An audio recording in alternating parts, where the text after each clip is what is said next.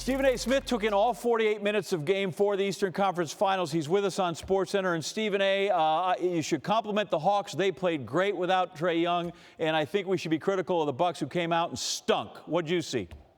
Well, definitely, I think that's an accurate depiction of what transpired. The fact of the matter is, long before Giannis got hurt, the Atlanta Hawks were up at halftime, and they were up at halftime without the services of Trae Young because Bogdanovic, his knee seems to have improved. Obviously, he was hitting perimeter shots, unlike we had not seen from him in this series. And, of course, Lou Williams came off the bench and reminded us that this guy is a former Sixth Man of the Year multiple times. He delivers the goods. He's missed the buckets when he really has committed himself to being just that. So when you've got those two guys hitting perimeter shots, Herter definitely is capable of hitting perimeter shots, and then on top of that, all Giannis goes down.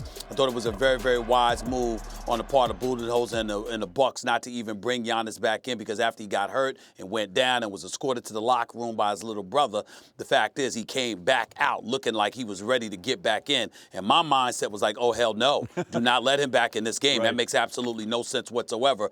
And Bogdanovic and the Milwaukee Bucks recognize that as a reality as well. But Atlanta, give them credit. Even without Trae Young, they came out and attacked, and they were aggressive, and they were hitting perimeter shots and looking for their shots. But I thought the difference today, obviously, was Bogdanovic and Lou Williams. They hit some shots. They were aggressive. They were looking to make things happen and make up for the absence of Trae Young, and they did just that. Nate McMillan, basketball. Yeah, Giannis not back in the game, but the Bucks let the Hawks back in the series. And I'm sure you spent the last couple of days talking ad nauseam about the Young injury.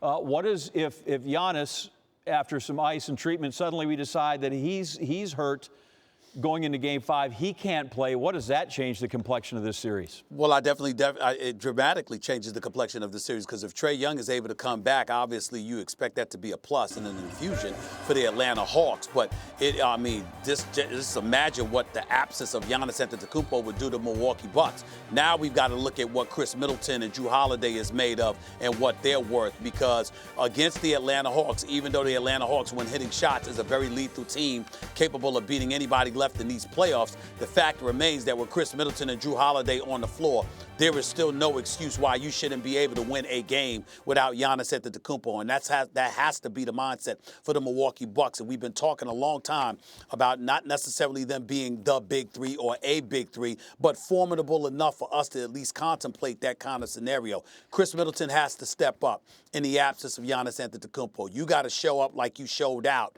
the other night in Game 3. That's what you have to do. And if you don't do that, we're going to have huge question marks about who he is and what he's all about and what he's worth. I call him Mr. Roller Coaster. 39 points one game, yep. 13 another, then he'll come back and drop 38. Can't make up his mind what he wants to do on a consistent basis. But we all know he can play. He is no scrub. He should be able to pick up the slack. But if Giannis were to be gone, Giannis is gone. Trae Young goes down. Kawhi Leonard goes down. Then you got stars like LeBron James and Steph Curry out of the playoffs and stuff like that. It ain't the greatest look in the world when you've got these many guys going down.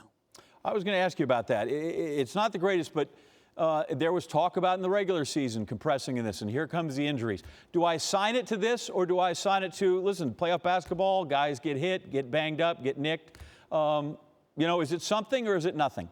Well, it's to me, it's nothing. It's playoff basketball. It's regular season basketball. It's the world of sports. That's number one. But if you're listening to LeBron James, you're not going to have that kind of mentality. I know he's out of the playoffs, but the reason why his name is relevant is because he went after the league just a few weeks ago, which I adamantly believe he was completely wrong about, because he attributed the rash of injuries to bubble play in Orlando and then coming back just a few months later and having to restart a season. Well, my attitude was the season was postponed March 11th.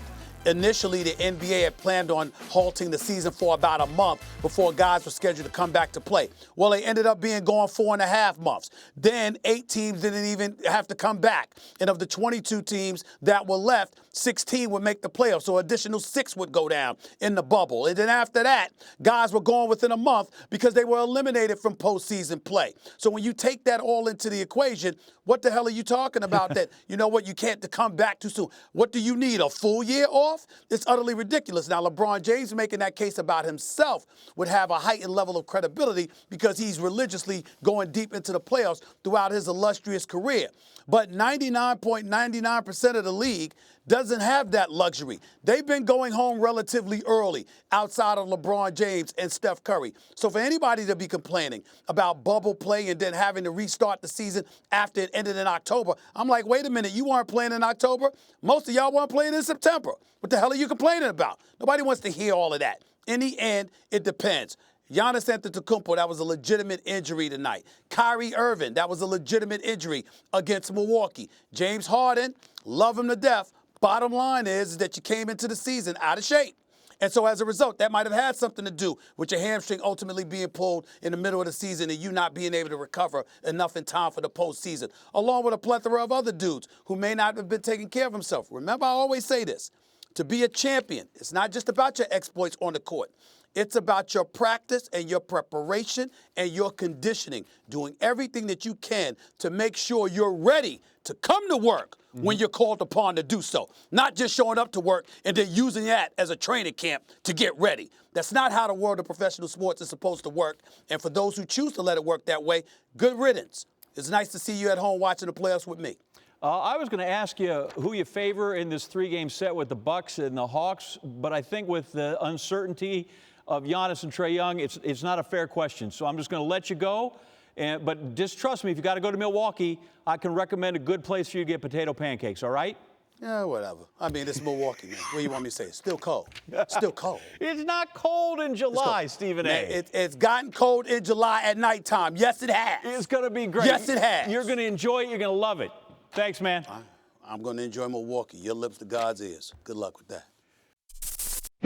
Thanks for watching ESPN on YouTube. For live streaming sports and premium content, subscribe to ESPN+.